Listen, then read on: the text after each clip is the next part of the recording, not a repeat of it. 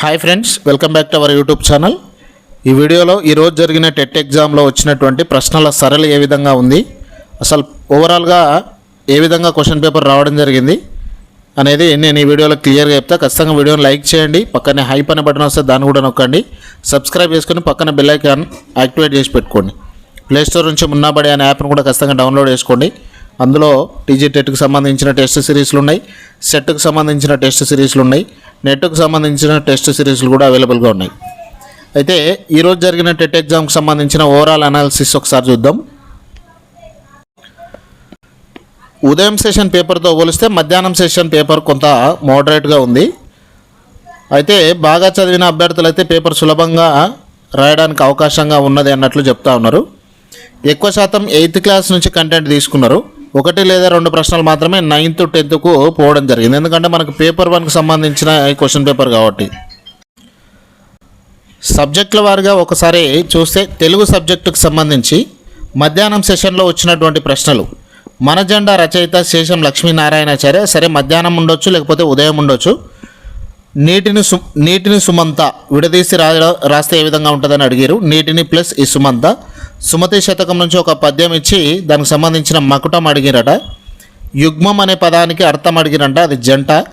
ఏ కులము పాఠ్యాంశం ఏ కవితా సంపుటిలోనిది అనేది అడిగారు, అది జన్మ హక్కు అనేది రైట్ ఆన్సర్.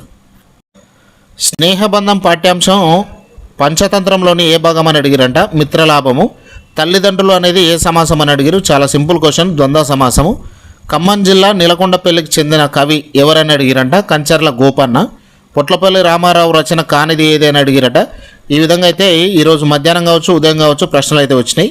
చీకటి అనే పదానికి పర్యాయపదం ద్వాంత్వము. షడ్రుచులు ఏ సమాసం అని అడిగిరు, ద్విగు సమాసం. అతడెక్కడ, ఇది ఏ సంధి అని అడిగిరు, ఉత్వ సంధి. అతడు ప్లస్ ఎక్కడ అని విడదీసి రాస్తాం. కొరవి గోపరాజు రచన ఏదని అడిగిరంట, సింహాసన ద్వాంత్రింశిక. జైలు కథా సంపుటి ఎవరి రచన అని అడిగిరు, పొట్లపల్లి రామారావు. తొలి తెలుగు రామాయణం ఏదని కూడా అడిగిరు, రంగనాథ రామాయణం అది. పల్లెటూరు పిల్లగాడ ఎవరి రచన, సుద్దాల హనుమంతరావు. మూల్యాంకానికి సంబంధించి నిర్మాణాత్మక మూల్యాంకంపై ఒక ప్రశ్న వచ్చిందంట, ఇది తెలుగుకు సంబంధించి. సైకాలజీకి సంబంధించిన క్వశ్చన్స్ చూస్తే గతంతో పోలిస్తే ప్రశ్నలు కొంత సులభంగా అయితే వచ్చినాయంట.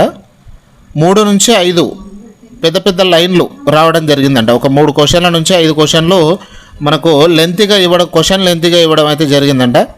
7 నుంచి 8 ప్రశ్నలు అయితే డైరెక్ట్ ఆన్సర్స్ అడిగిరట. ఇక కవర్ అయినటువంటి టాపిక్స్ ఏవనేది ఒకసారి నేను ఇక్కడ చూపిస్తా. ఇవన్నీ కూడా మళ్ళీ రిపీటెడ్గా చూసుకొని రేపటి ఎగ్జామ్కి అయితే వెళ్ళండి. పియాజే సిద్ధాంతానికి సంబంధించి కోల్బర్గ్, కోహ్లార్ అంతర్దృష్టి అభ్యసన సిద్ధాంతం, థారండైక్ యత్నదోష సిద్ధాంతం, వికాస నియమాలు, వికాస కృత్యాలు, మూర్తిమత్వం, బండూర పరిశీలన అభ్యసన సిద్ధాంతం, అభ్యసన బదలాయింపు. ఈ విధంగా ఈ టాపిక్స్ అయితే కవర్ అయినాయంట సైకాలజీకి సంబంధించి. ఆర్టీ 2009కి సంబంధించి, ఎన్సిఎఫ్ 2005కి సంబంధించి, ఆర్పిడబ్ల్యూడి యాక్ట్ 2016కు సంబంధించి, పోక్సో యాక్ట్కి సంబంధించిన ప్రశ్నలు కూడా వచ్చినాయంట. మళ్ళీ ఒకసారి మీరు ఖచ్చితంగా వీటిని అయితే ఒకసారి మళ్ళీ చూసుకొని వెళ్ళండి ఎగ్జామ్కి. ఇక్కడ ఆర్టీకి సంబంధించి ఉపాధ్యాయుల సంఖ్య, విద్యార్థుల నిష్పత్తి, ఉపాధ్యాయులకు విద్యార్థులకు ఉన్నటువంటి నిష్పత్తిపై క్వశ్చన్లు అడిగారంట. ఇక ఇంగ్లీష్ చూస్తే ఆర్టికల్స్కి సంబంధించి డైరెక్ట్ ఇండైరెక్ట్ స్పీచ్లు, active voice, passive voice, antonyms, synonyms, ప్రిపోజిషన్స్కి సంబంధించి క్వశ్చన్ ట్యాగ్స్, స్పెల్లింగ్ కరెక్షన్స్కి సంబంధించినవి ఈ విధంగా అడిగారట. ఈవీఎస్కు సంబంధించి 8th క్లాస్ లోపు మాత్రమే క్వశ్చన్స్ అడిగారట. మధ్యాహ్నం సెషన్లో అడిగినటువంటి క్వశ్చన్లు, బీహార్ రాజధాని పాట్నా నుంచి జైపూర్కు ప్రయత్నిస్తే ఏ దిశ అవుతుంది అనే క్వశ్చను, పంచాయత్ కార్యదర్శి విధులకు సంబంధించిన ఒక క్వశ్చన్ వచ్చిందంట. మున్సిపల్ చైర్పర్సన్కి సంబంధించిన ఒక ప్రశ్న, కిరణజన్య సంయోగక్రియ మరియు రక్షక పత్రాల విధిపై కూడా ఒక ప్రశ్న అడిగారట. ఇది ఈవీఎస్కు సంబంధించింది.